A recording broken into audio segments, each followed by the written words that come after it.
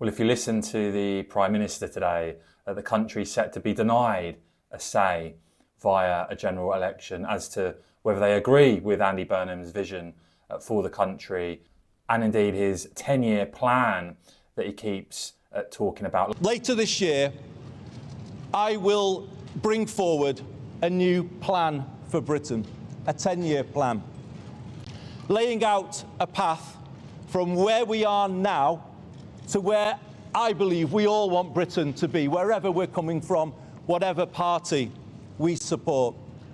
Labour seem to be running scared. I'll set out, though, that I'm not quite convinced by what we've heard today, though what we do know is after Keir Starmer made much of the deals that he could only do because the UK left the European Union because of Brexit, you've now got a buy British policy, again, only possible because we left the European Union. The country faces some very huge and real threats. I covered yesterday the fact that Iran has been caught sending suspected operatives across the English Channel on boats intercepted by the UK authorities, but this being a very real threat to national security. And just to refresh you on where the parties stand on this, Nigel Farage did raise this, and I have to say I thought the response from some of those in Parliament absolutely disgraceful, especially given what we can clearly see is going on now. Nigel Farage. Yeah. Thank you, Madam Deputy Speaker. The Home Secretary will be aware that 5 years ago I warned that if we didn't leave the ECHR and deport immediately those that arrived in Dover via small boats, that there would be an invasion. And sure enough, I was right. Yeah. Today, a further 600 young men already today have been processed through Dover. Perhaps the odd Iranian terrorist among them. Who knows? How do you know? How do you know? Does the Home Secretary accept How do you know that their policy of smash the gangs is a complete and total failure? And if that's the case, why should we believe anything else they said today? And look, Labour have got absolutely no handle on the boats whatsoever, any more than the Tories did. In fact, if you look in recent days, you can see there the 22nd of July, 172 people on 3 boats. The 23rd of July, 366 people on 3 boats. On the 24th of July, 103 people on 2 boats. On the 25th of July, 240 people on 5 boats. So Labour, just like the Conservatives, completely refuse to do what is necessary to stop this. It's an absolute disgrace. And yet, of course, still talk about a possible general election because you're seeing Labour rush out policies, Andy Burnham clearly trying to get a bounce, and people speculating about that early general election via the honeymoon period. Now, what's really interesting is if you look at the Survation poll that came out, what you can see here is actually Reform up to. So Reform up, Labour up, the Conservatives down, sort of just clarifying again, this is going to be a 2-horse race. You can see the Lib Dems way behind on 10, the Conservatives 19, the Greens 8, SNP 3, Plaid Cymru 2, Restore 1%. And you can see there, Andy Burnham seeing Labour's support at 25%. That's their best polling for 10 months, their best in 2026. So is it really going to get any better in the honeymoon period with Burnham pledging all sorts of things that he hasn't had to actually justify or clarify how he's going to afford to do any of it yet? Well, he was asked about this on the BBC today. This was very interesting, I thought.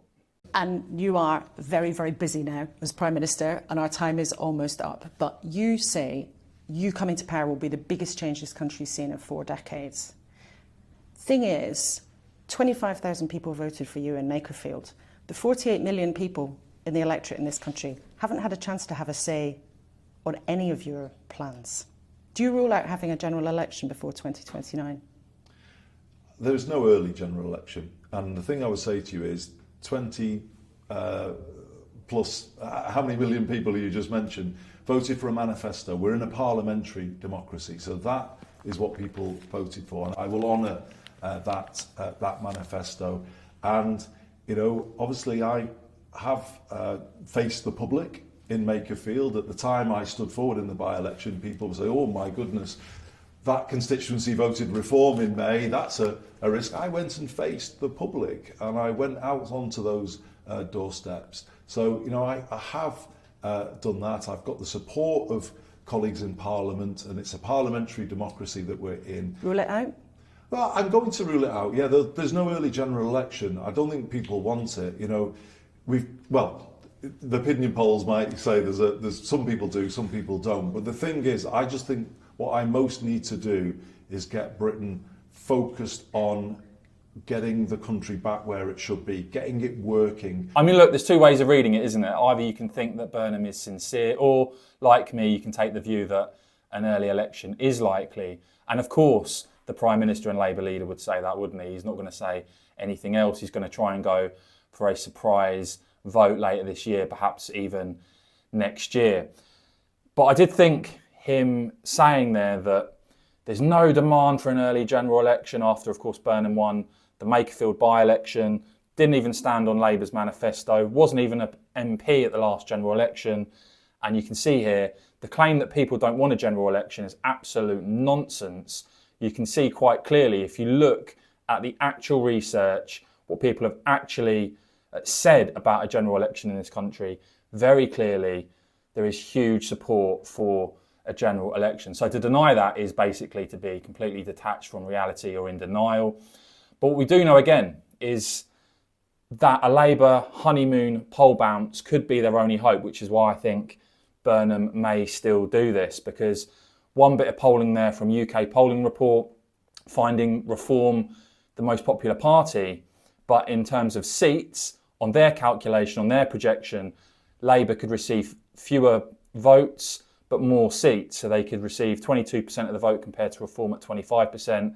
But you can see there, Labour would be left with 209 MPs versus 149 for Reform. And as I said, I still think under serious analysis on this spending spree, it does all start to come apart. Here's another clip of Andy Burnham speaking to the BBC today. Let me know if you think Burnham is playing games here, if the reality is he is going to go for an early general election or not. But one thing's for sure, Burnham's honeymoon period, I think, is not going to last too long once people start looking at the maths, at the spending, at the costs.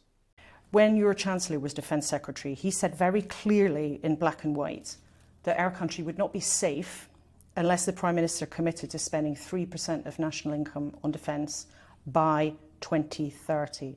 Will you make that promise to keep us safe here and now?